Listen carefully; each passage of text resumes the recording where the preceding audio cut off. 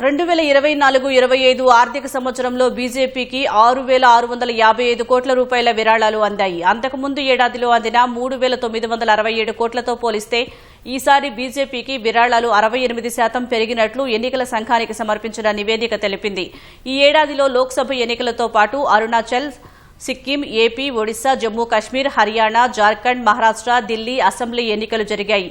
బీజేపీకి corporate దాతల్లో serum institute of India 100, రుక్తాసన్స్ private limited 95, వేదాంత సంస్థ 67 కోట్లు అందించాయి. కాగా ఈ ఏడాది కాంగ్రెస్ పార్టీకి 522.13 కోట్లు మాత్రమే అందాయి.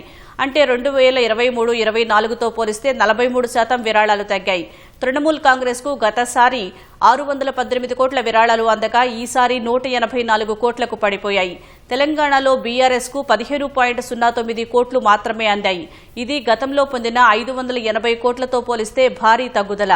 తెలుగుదేశానికి విరాళాలు 274 కోట్ల నుంచి 85 కోట్లకు తగ్గాయి. అయితే ఫీజులు, చందాల ద్వారా 102 కోట్లను టీడీపీ సమకూర్చుకుంది. బిజు జనతాదళ్ విరాళాలు 246 కోట్ల నుంచి 60 కోట్లకు పడిపోయాయి.